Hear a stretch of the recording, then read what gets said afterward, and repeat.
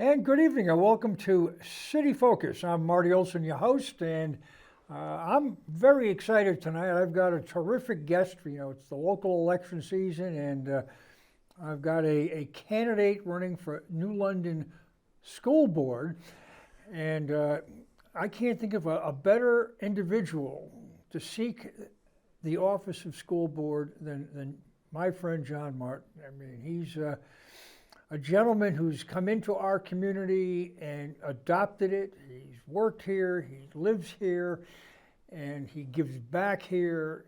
And I think we are blessed to have a gentleman of his caliber and quality stepping up to the plate to want to work with our kids in schools and faculty and staff. And John, thank you for coming in. Thank you so much for having me tonight, Marty. I appreciate it. And needless to say, we both got our green and gold on tonight. I've got my only green and gold hat that I have compliments of Juan Roman here, because I used to play football here at Northern High once upon a time. We did have face guards, although some would argue. But you grew up in Vernon, outside of Hartford? Correct. Yes. Vernon's like a little suburban community, well, pretty sprawling suburban community.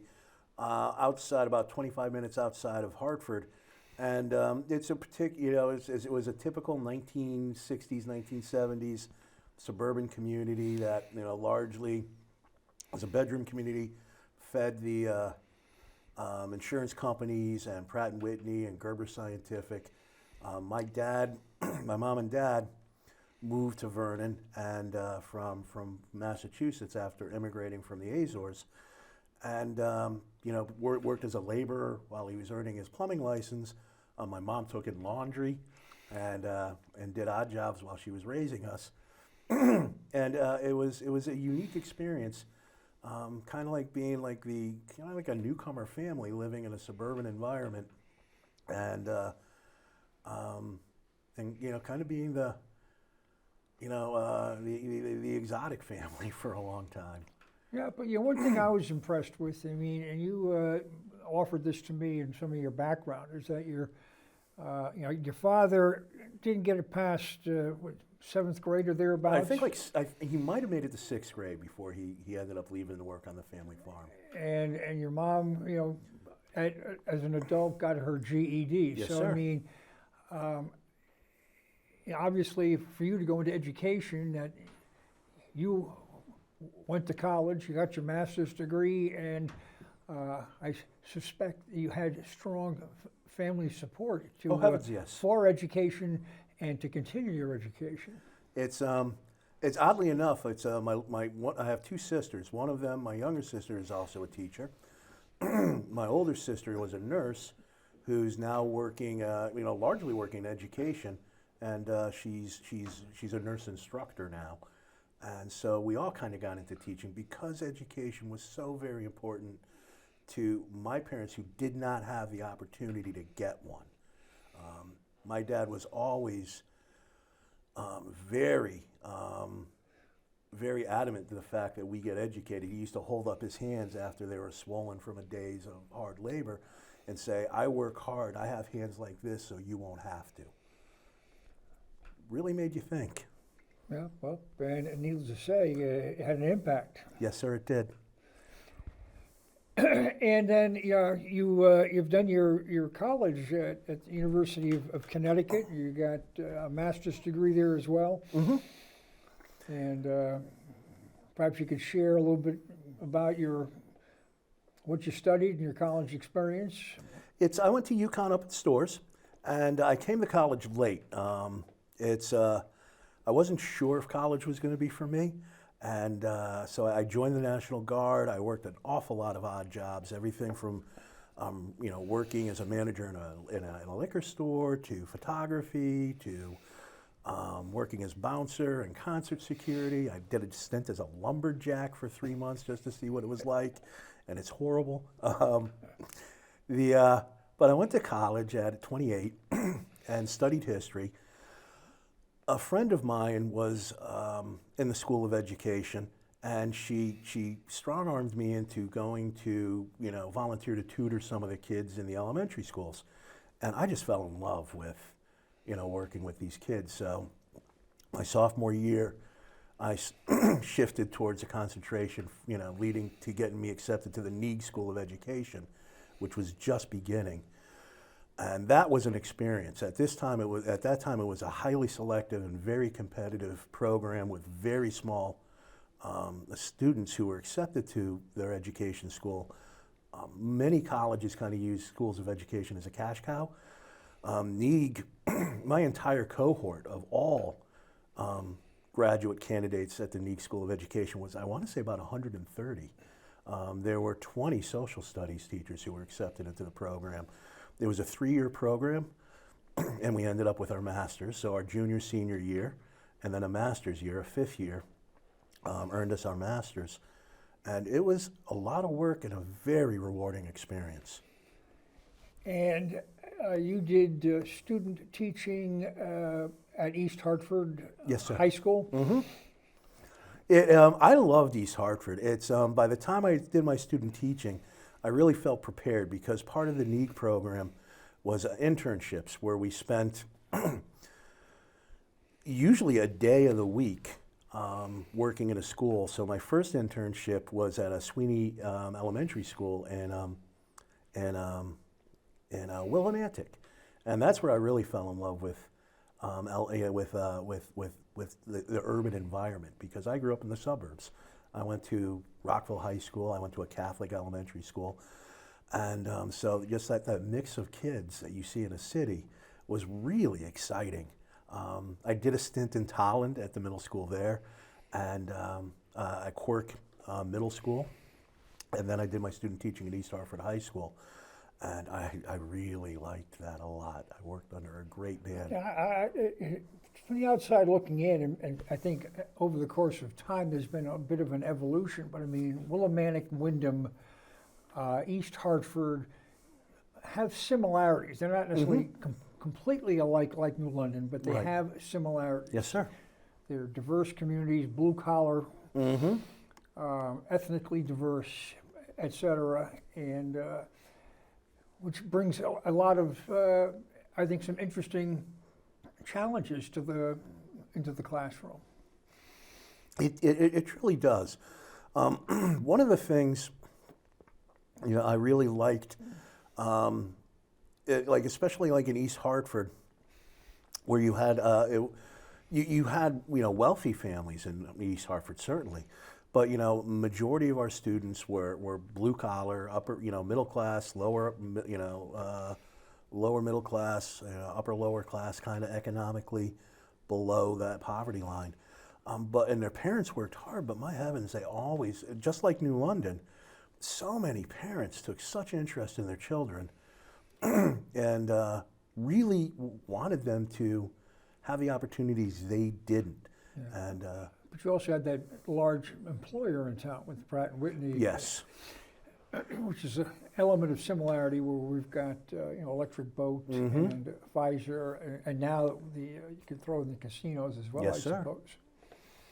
yeah. My time in New London, I saw when Foxwoods opened, a lot of the students,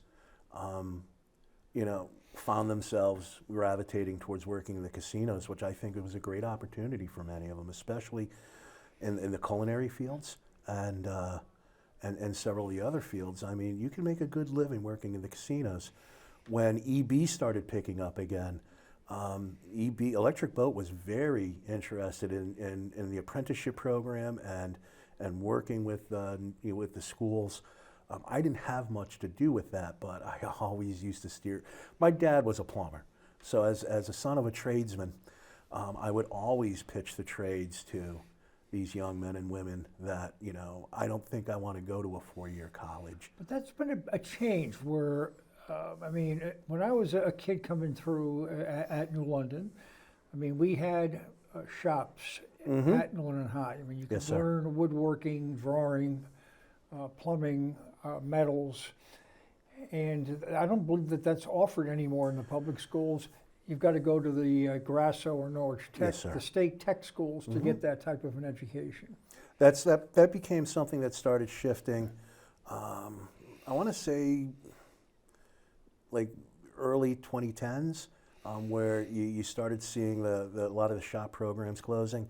Mr. Zelensky, Mr. Z, was had that whole wing where he had a metal shop, he had a wood shop. At one time, if New London needed picnic tables, they went to the high school shop, and these kids could turn out picnic tables like you wouldn't believe. I used to get my oil changed at the car, in the car shop. They had a lift, they had everything. These kids would do everything from changing your oil to doing a tune-up, simple maintenance, changing your transmission fluid. It was great to be able to drive to work and drop off my car and at a very reasonable price. I just wonder if we've gone to an extreme where taking these programs out of the local high schools has been counterproductive. I felt that way when the shop programs really started to die out in New London and in schools all over Connecticut, and I always maintained that we're kind of doing a disservice to a lot of kids who, frankly, college was great for me. I became a teacher in a wonderful town. I worked with really outstanding fellow teachers. I had some great principals that I learned a lot from, and I was blessed to be able to, in my 21 years there in New London, to help educate a couple of thousand kids, and that gives you a lot of satisfaction and joy. But not all of them are going to go to college, and I do wish that we had more trades, and I wish we could bring that back. Especially honestly, in the middle school would have been great. The shop class in the middle school, I did 2 years at the middle school before I went to the high school. Kids used to love going to shop. They used to love making their lamps and doing the wood carving projects and the woodworking projects and the electrical stuff. It was, Mr. Mint, look what I made.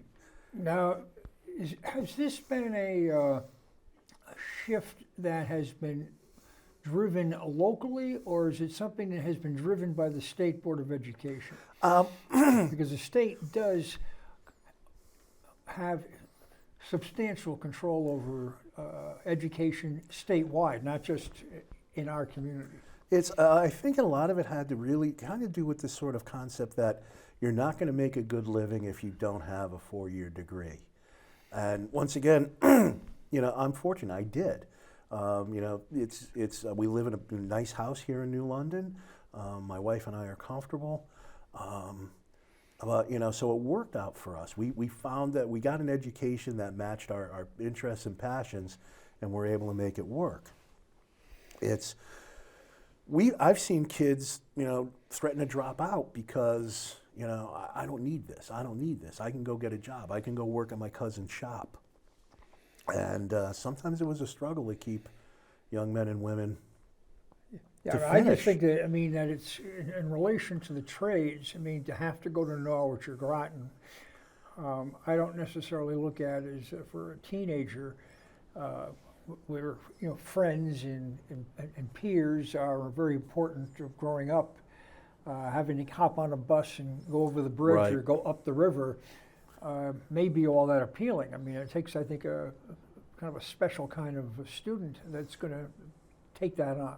It's one of the things that I liked, and one of the things I actually kind of liked with because the Science and Tech Magnet School opened up right next door to the high school, and those kids would come to the high school for their humanities, so for English, for history and social studies classes and other classes that weren't being, because the magnet school focused in on the sciences and math. And, they had a lot of opportunities. They had a robotics program. They had a lot of things that, dealt with engineering and things like that.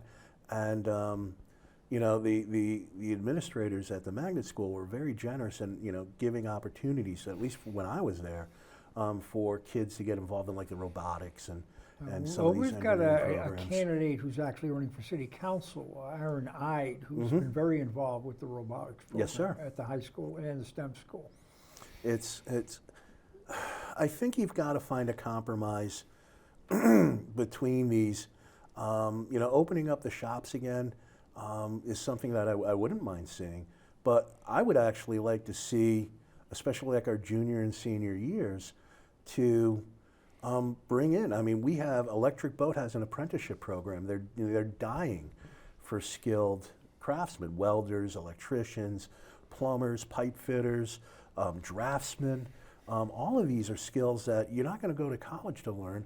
You go through their apprenticeship program and they'll teach you. I'd love to see us do more kind of partnerships with the plumbers, the plumber union, or some of our local contractors. Students do their capstone projects or senior projects. Why not allow kids who are really interested in the trades to develop their interest, have an opportunity to try these things out, and maybe spend part of their senior year. Now, this could be an area where, as a member of the Board of Education, you could perhaps get that kindled and be a driver towards developing a program of this nature. I would love that opportunity, because honestly, it's when the community feels like they're involved, they're going to be more interested, and when they're and I'm not saying that public schools, New London, because I've been in a bunch of schools, in training to be a teacher and student teaching, my internships and 21 years in teaching in New London.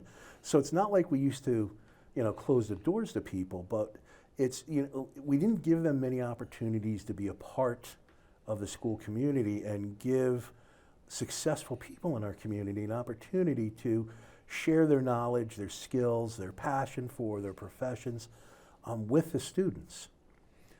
A case in point is when I started a criminal justice program, and Max Birch, who was the school resource officer at the time. Terrific guy. And I lost to the PD when he moved on. Terrific guy. It's he was really very passionate. I mean, unless his duties precluded him from being there, every period, criminal justice period, Officer Birch was there. And we did outside activities. He got the police union very generously. We had a 2-year program. It was called the New London Youth Police Academy. The kids had sweatshirts and T-shirts, and I actually was looking for one of those. I was thinking about wearing that tonight instead of my old, New London staff green and gold. And the kids had an opportunity to talk to, police officers, state troopers, FBI guys. We went out into the parking lot. We practiced. I used to get texts and from students and family members, yo, Mr. Martin, what happened in the parking lot? Because I would be, I'd pull my truck up in the parking lot, and Officer Birch would walk the kids through like a felony stop, or a motor vehicle stop that could turn into a felony stop. So it would always end up with me kneeling in the parking lot, with my hands behind my head. But what's terrific about this is not only are the students learning about law enforcement, but it helps to break down the barriers between the teens and police, which can be overwhelming at times. I mean, the year I served as mayor, I had the opportunity, and it was provided by Allison Burdick, who was principal at the middle school at the time, but she gave me an opportunity to address every kid in the school in groups of 2 or 3 classes at a time. Yes, so it was not like a giant assembly where they go in for an hour and they can blow you off, take a nap, make funny faces, but actually interact. And one of the questions I would always ask is, when you see a police officer, what's your first thought? Is it to come up and say hello, or is it to kind of turn around and beat feet? And 90 to 95% was see you later. Beat feet, yeah. And I would offer and to try to encourage them to break this down. Take the first step, go up to the officer, introduce yourself, say hello, shake their hand, look them in the eye. And I know that some have done it. It says, and if you're not comfortable doing it, tell them that Mayor Olsen sent you up here to do that. I'll be the bad guy. But I've also done the same thing when they've brought in new police officers and Yes. they're being sworn in, is that, that you've got a challenge too. It's not a one-way street where the kids come to you. You've also got to break down those barriers in the other direction. It's one of the things, teaching the criminal justice program, I found that, the SROs were wonderful. Max was, Officer Birch was there for a long time. And then Officer Benway, I think he's a sergeant now, stepped in the role. And he just, well, and also too, he had a background in education. He had studied elementary ed, so he knew, the teaching game. And I loved it when he had time to come into the classroom because he was very good with the kids. And Anthony Nolan as well. Yeah, absolutely. Nolan, that may have been his forte, was school resource officer. I think. I agree. It's I never had an opportunity to work with with Anthony as an SRO, but yeah, he was a kid. He was a cop that kids knew, and it's and I thought it was a great program, and I was very proud of that club that we had for a few years, and I think I don't know if the course is still being taught, but I found it to be very successful. And a lot of kids, I'm just here because I need an elective. I'm just here because of this. And I said, well, hopefully you're going to learn to enjoy it. Yeah. Well, from what I learn understand something. is that the last few years there has not been a resource officer. No.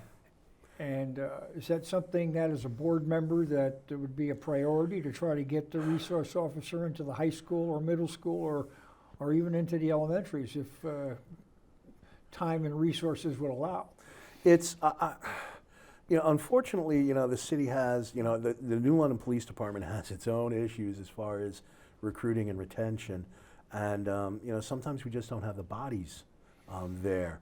I did find that a good resource officer really could be a very valuable asset to the school. And in the course of the three officers that I worked with, Officer Birch, Officer Benway, and Officer Buzzio, they were really proactive, and they got out and they tried to eliminate problems before they became problems, and kids got comfortable with them, and that's a big thing. And also too, New London and Waterford have a commitment of mutual support, and New London's a small town, so if there's an emergency, the police can get here pretty quickly, but having a police officer, on the properties, I think does give a level of safety and security that might make people think twice. Thankfully, we really haven't had any major problems in New London schools since the SROs left, but I think we're missing an opportunity for community outreach and possibly recruitment. How wonderful would it be to see more New London youth become firefighters and become police officers? I agree with that. That's for sure.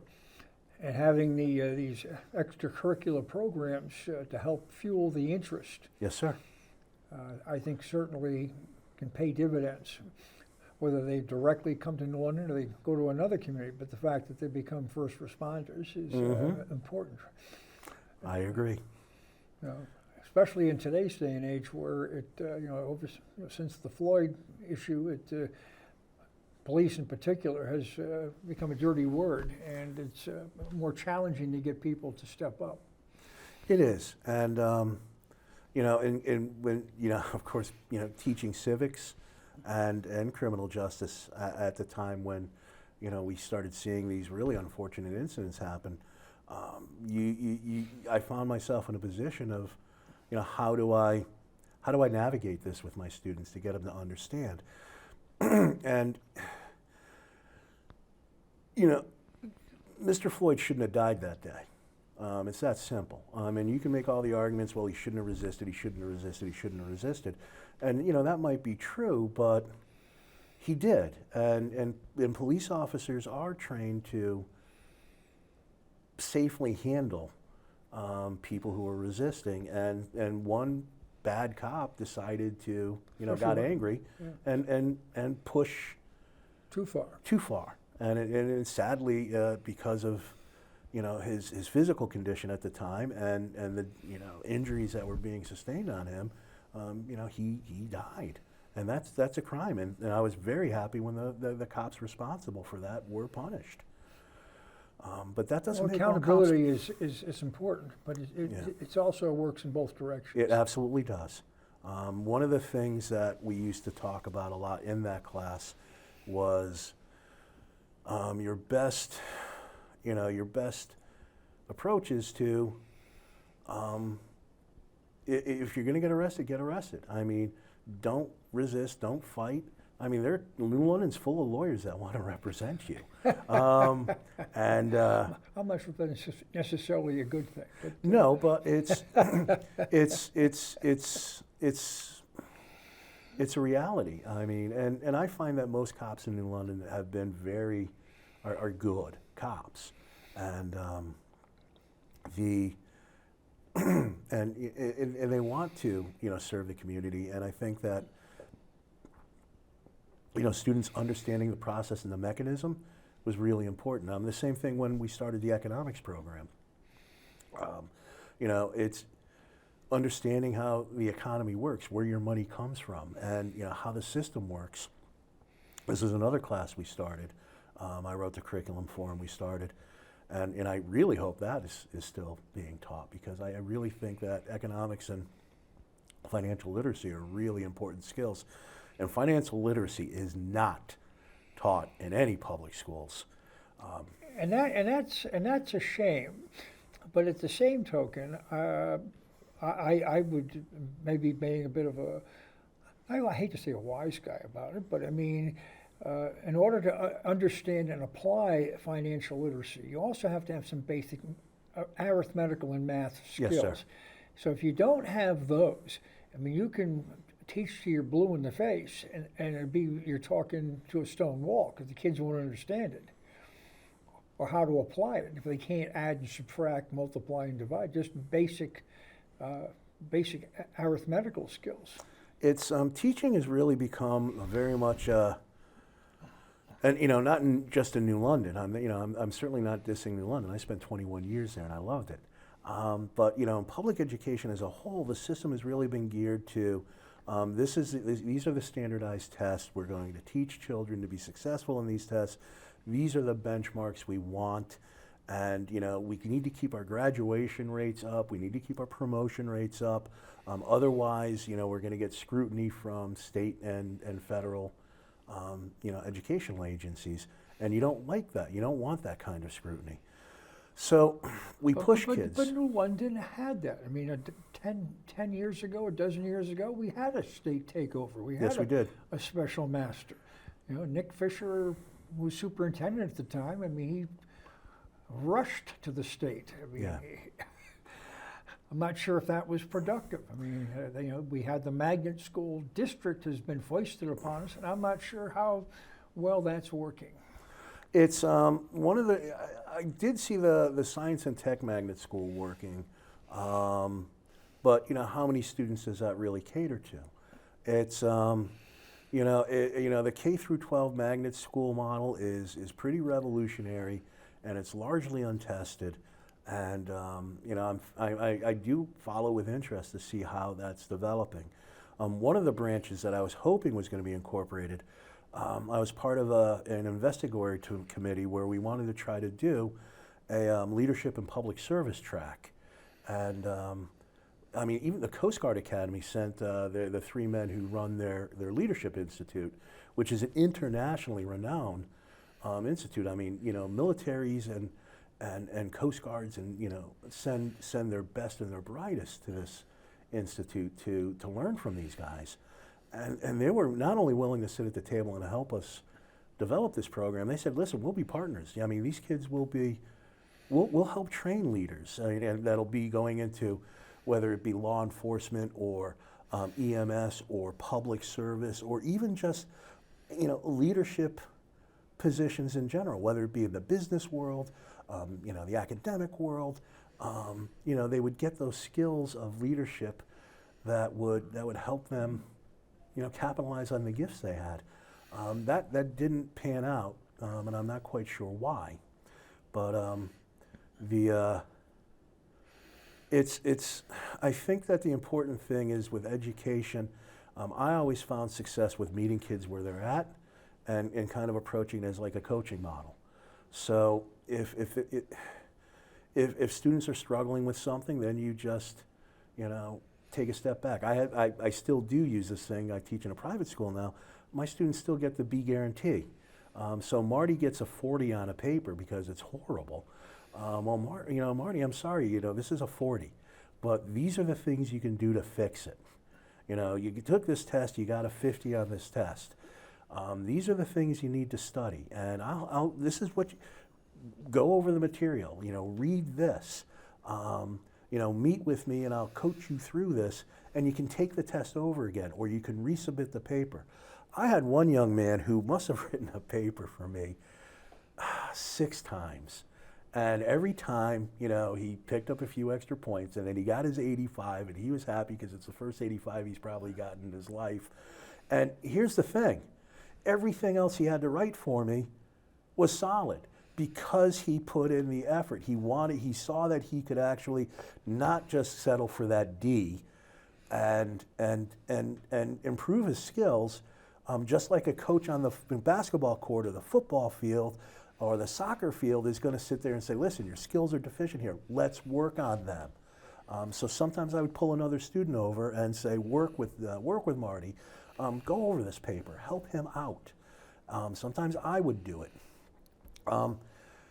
Those kind of things really kind of get lost because, in the last few years of my public education career, it was very formulaic. You had 5 minutes to do a warm-up, and then you listed your objectives, and then you had, you had your do-nows, and then you had your direct instruction, and then you had your gradual release, the I do, we do, you do model, and then you had to wrap everything up in 45 minutes, 50 minutes, with some sort of exit ticket or summative activity.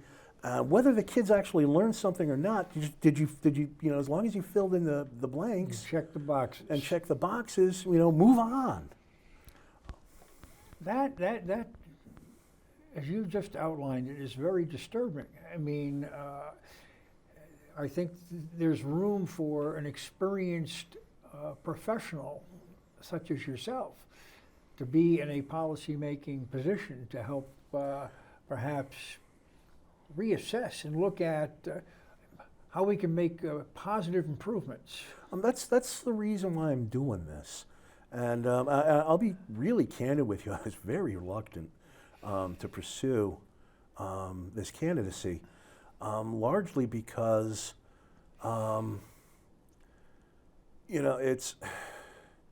it's kind of like going against some of the conventional wisdom and grain that's going out there.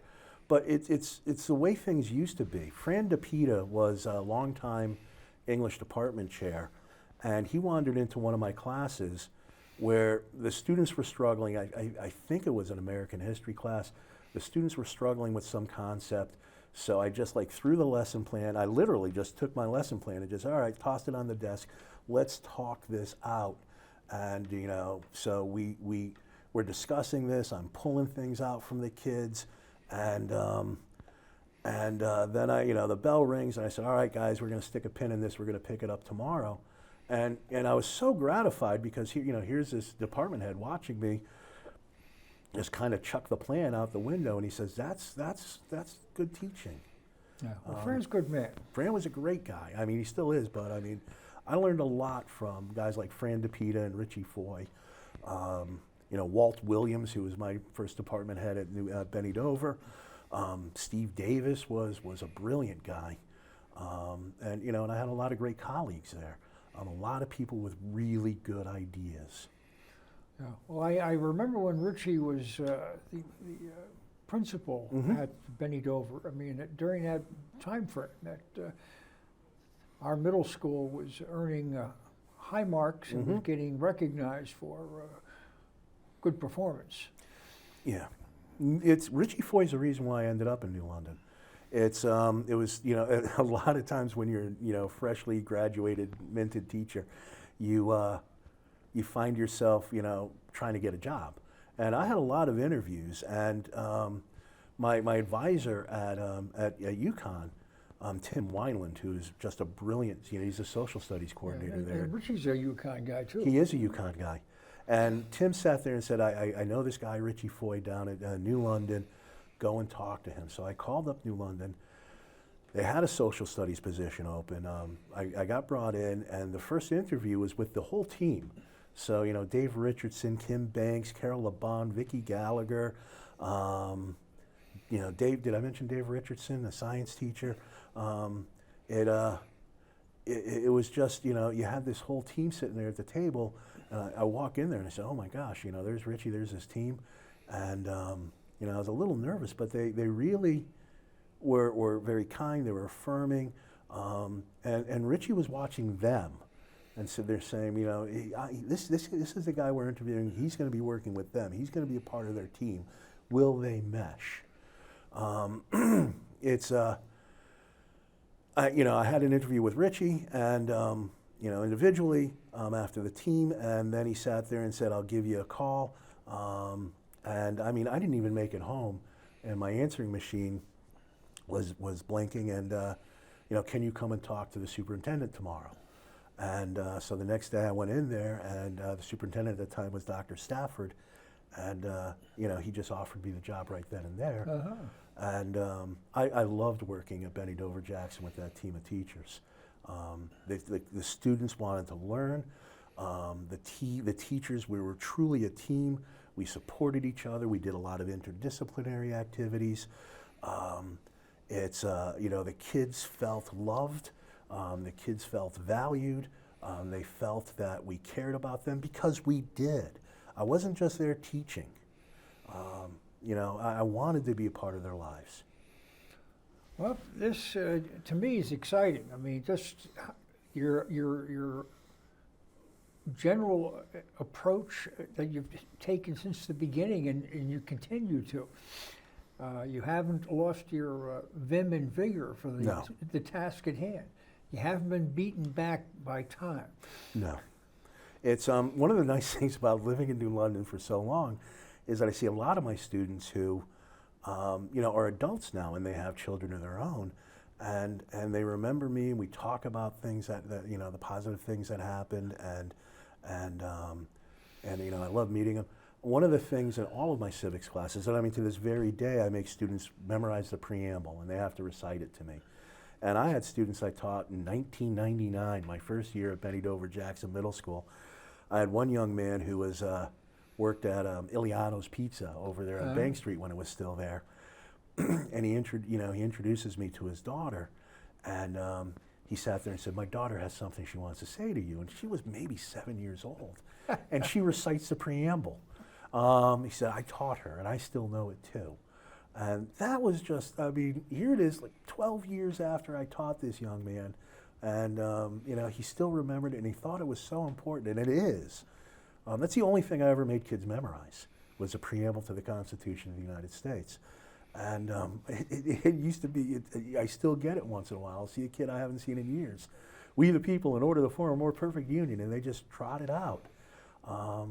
And after 12 years, it's you memorize something for a test grade and then you forget it. When you've internalized something, it stays with you forever, and that's a good thing to keep with you forever if you're an American. But in today's environment, there are many who don't support what you're suggesting that ought to be almost mandatory across the board. There are folks in the educational arena who don't believe in what you just said, and they're educating our children. I'm not necessarily saying New London. I'm making a broad statement. It's absolutely this is a prevailing thing in education, and I understand the frustration. There are people who feel disenfranchised, and there are people who feel that the system is set up against them, and I can understand that. But here's the deal. I used to watch the cricket players at Calkins Park, and I would be fascinated. I'd walk my dog down there, and we'd watch the cricket players. I have no idea what the heck they're doing. If one of those guys asked me to join them and play cricket, I'd be an absolute walking nightmare because I didn't know the rules. And there's no way I can win the game if I don't know the rules. And the Constitution is a recipe for government that really is probably the most sublime document ever created that gives people the opportunity to govern themselves and hold on to their sovereignty and better themselves and lay the foundation for a better future for their and make change. and make changes. And you know, if you see injustices, and we certainly have, it was because the Constitution was twisted or withheld or abused, and it took very courageous men and women to challenge that and say, no, listen, this Constitution is my Constitution too. This government is my government too. Everybody from the abolitionists who fought to end the scourge of slavery, to people who fought against the Jim Crow laws, which were horrible, to, I mean, the brave men and women, including some New Londoners, Walt Williams, during the Civil Rights Movement. I don't know if this is public knowledge, but he shared it with me, and I know he shared it with his kids. He did voter registration drives down south where he would, you know, collect ballots and throw them in the trunk of his car and drive hell-bent through leather through the back roads of to get to the, you know, federal courthouse to deliver, you know, ballots so that African Americans could vote. Here's this white guy from New London who risked his life to bring that sovereignty that's guaranteed to us by the Constitution to as many people as he could. That's a good man. He is a good man. Yeah. We've been lucky in our town. We've had some really good people in our schools. And he taught years ago, I don't know for how long, but he taught citizenship classes. He absolutely did. So you for know. folks that were, you know, had green cards, wanted to become Americans, my Mm-hmm. ex-wife was in one of those classes. Yep. It's a very gratifying thing. When I retire someday, it's one of the things I'd really like to become more involved in is working with the citizenship program, and because I mean, I saw my own family. I mean, because of the loophole, my dad had dual citizenship, so my dad was a citizen, so he didn't have to go through that. The same with my mom, but it's several of my older aunts and uncles. You know, I saw them take the oath, and I mean, it was a moving experience. I had one of my one of the parents of the kids I taught asked me if I would show up when she took the oath of citizenship, and I mean, it was really a moving experience to see somebody who works. Listen, most Americans can't pass that citizenship test, so. You know, she studied very hard and worked very hard. Well, that's one of the things, I mean, because you taught history and social studies, Yep. civics.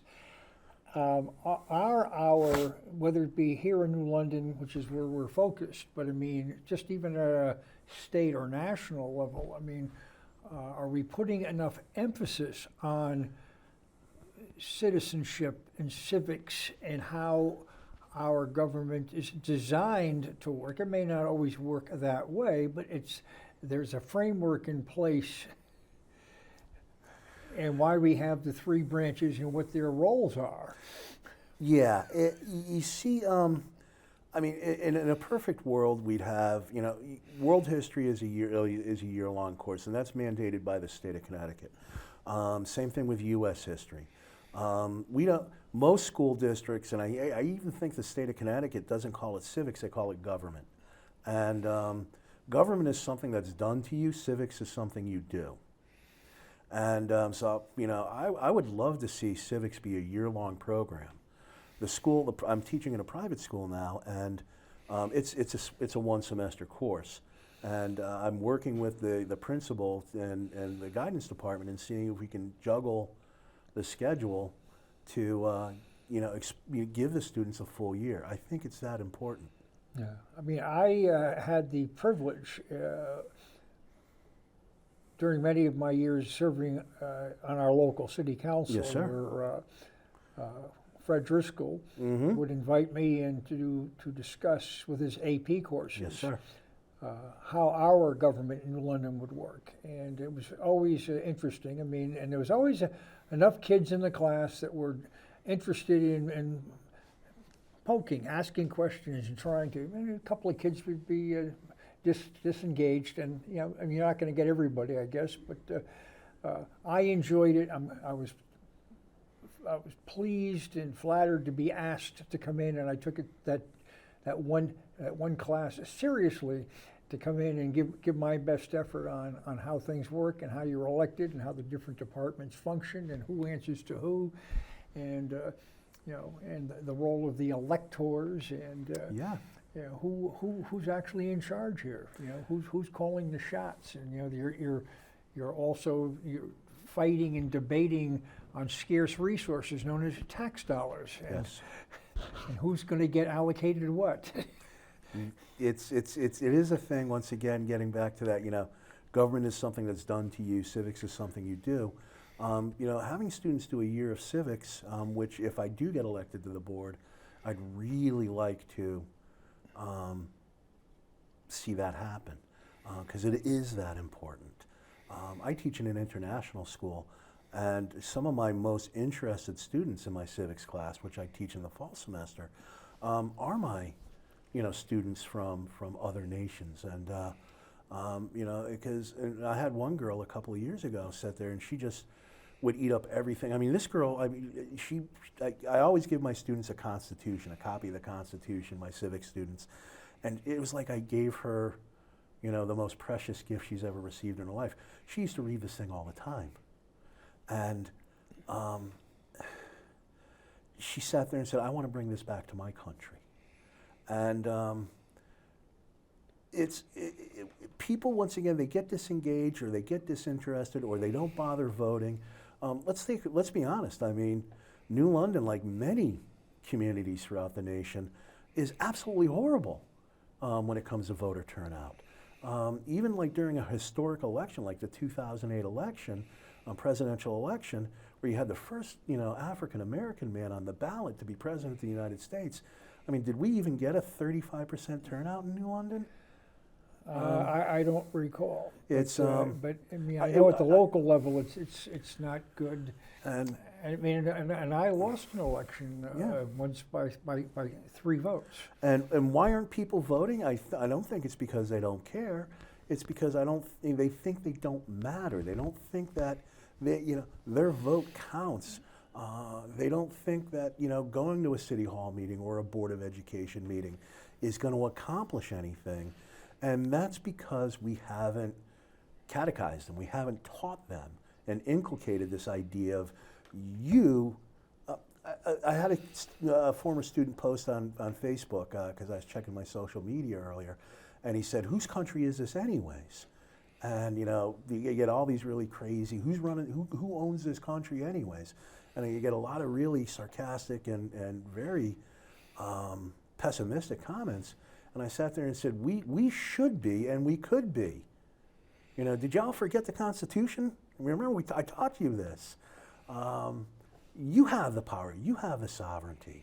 And that works in local government, that works in state government, that works in national government.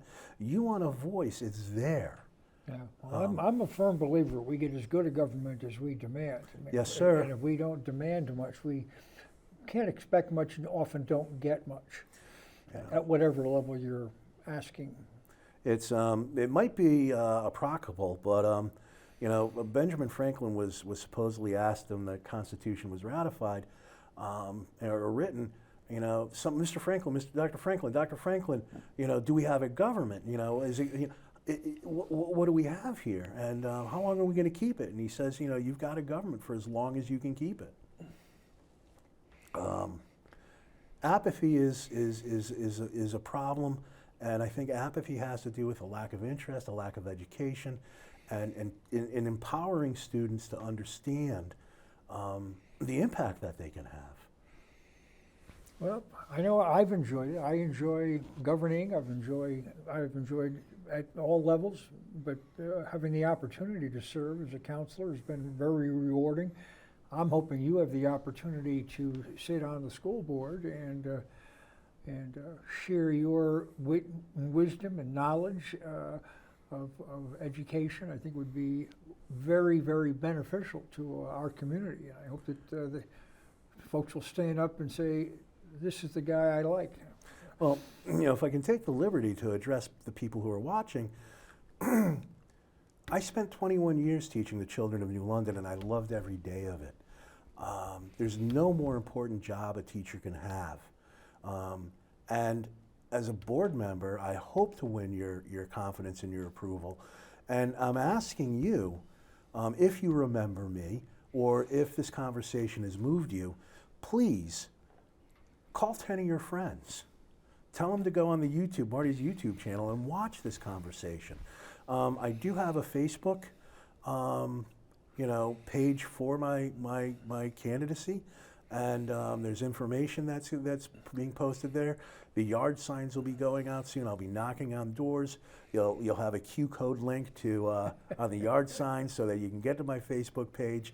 And I live in New London. I live not far from the hospital. You'll see me walking my dogs. You'll see me in the stores or downtown.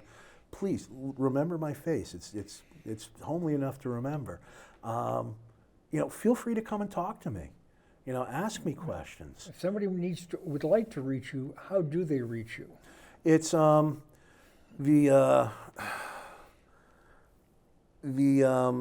best way to reach me right now. Once again, I'll have the lawn signs out that'll have a link to my Facebook page and a phone number. I've got a dedicated phone number where you'll be able to reach me. And if you have any questions, and I can't remember the phone number because I just got it today. Well, what's the name on the Facebook page? It's if you give me just a second, folks, and I'm so sorry.